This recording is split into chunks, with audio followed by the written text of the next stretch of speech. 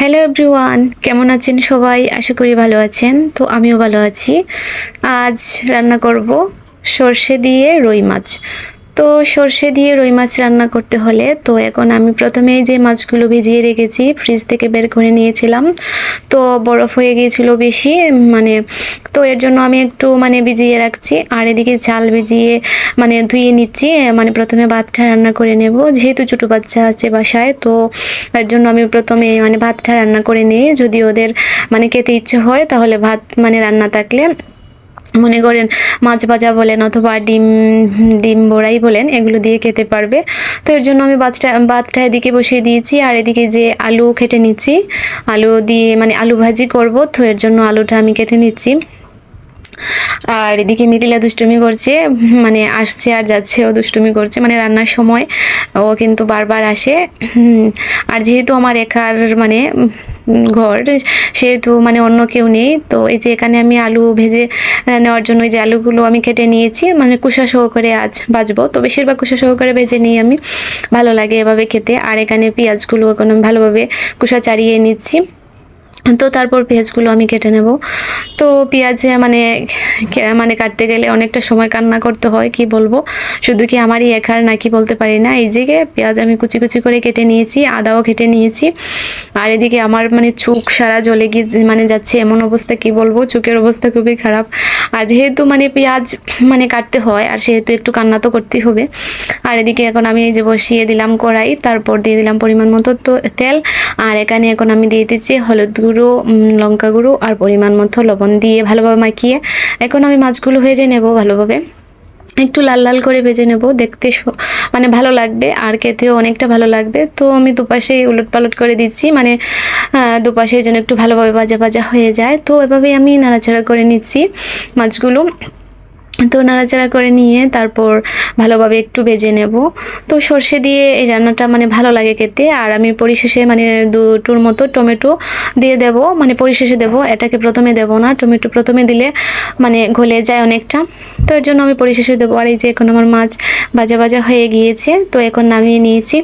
আর যেহেতু আমরা 3-4 জন মানুষ, কি বলবো, অনেক সময় মিথিলা খায় না, মন্দিরা খায় না মাছ, অনেক সময় খায়। তো এর জন্য আমি পরিমাণে কম দিয়েছি, 6 পিসের মতো নিয়েছি।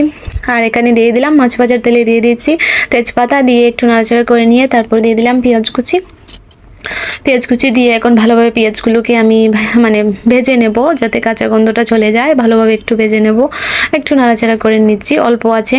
আর আমার অনেক সময় দেখা যায় তাড়াহুড়ো করে নিই, আর আঁচটা বেশি থাকে যার কারণে পুড়ে যায় পেঁয়াজগুলো।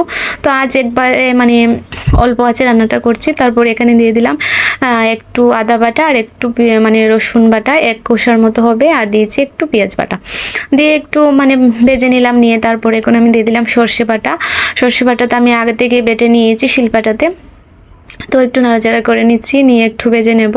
তারপর আমি এই যে দিয়ে দিলাম 1 চামচের মতো লবণ, দিয়ে তারপর দিয়ে দেব 1 চামচ হলুদ গুঁড়ো দিয়ে তারপর এই যে দিয়ে দেব 1 চামচ লঙ্কা গুঁড়ো দিয়ে তারপর দিয়ে দিলাম একটু জল, ভালোভাবে কষিয়ে নেব জল দিয়ে। তো আমি জালটা কমই দিই, যেহেতু ছোটো বাচ্চা, তো সেহেতু আমি একসঙ্গে রান্নাটা করি। আমি কোনো সময় আলাদা করে রান্না করি না, বাচ্চাদেরও আমি খাইয়ে দিই এভাবেই, অভ্যাস করিয়ে দিচ্ছি এমনভাবে। আলাদা করে রান্না করে আরেকটা পেরা মনে হয় আমার জন্য।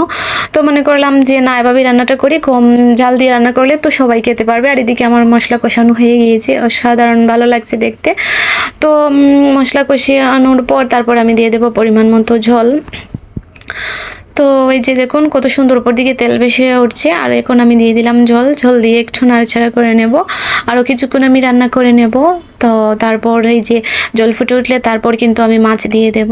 তো এখন চুলার আঁচটা একটু বাড়িয়ে দিয়েছি। আর এই যে এখন আমি দিয়ে দিলাম মাছগুলো এই যে লাল লাল করে ভেজে নিয়েছি, অসাধারণ লাগে কিন্তু মাছ দিয়ে। এই যে সর্ষে রান্নাটা করলে সর্ষে বাটা দিয়ে খুব ভালো লাগে খেতে। তো ভাবলাম যে আজ এটাই রান্না করি, এটা দিয়ে আজ খাওয়া হবে। তো আমার প্রায় হয়ে গিয়েছে। তো এখানে আমি যে বললাম পরিশেষে আমি টমেটো দেবো 2টোর মতো, টমেটো দিলে আর একটু ভালো লাগে খেতে, অনেকটা টেস্ট হয়। এই আর দিয়ে দিলাম আমি টমেটো দিয়ে। একদিন অবশ্যই আপনারা দেখবেন, বানিয়ে পরিশেষে দিয়ে দেখবেন, অনেক ভালো লাগে খেতে, অনেক ভালো লাগে। তো তারপর এই যে দিয়ে দিলাম 2টোর মতো কাঁচা লঙ্কা চিড়ে দিয়েছি, দিয়ে এই যে আমার প্রায় কিন্তু হয়ে গিয়েছে। তো এখন আমি নামিয়ে নেব। এই যে আমার হয়ে গিয়েছে রান্নাটা। আর এই যে আমি সর্ষে দিয়ে মাছ রান্না করে নিয়েছি, অসাধারণ লাগছে দেখতে, আমার খুব ভালো লাগে খেতে এভাবে। তো এভাবে রান্নাটা করে নিলাম। আর কাঁচা লঙ্কাগুলো আমি দিয়ে দিয়েছি, মানে চিড়ে দিয়েছি। আর করে নিয়েছি আলু ভাজি, বলছিলাম এই যে আলু ভাজি করে নিয়েছি, আর মসুর ডাল পাতলা করে। তো আজকের এটা দিয়ে খাওয়া হবে। তো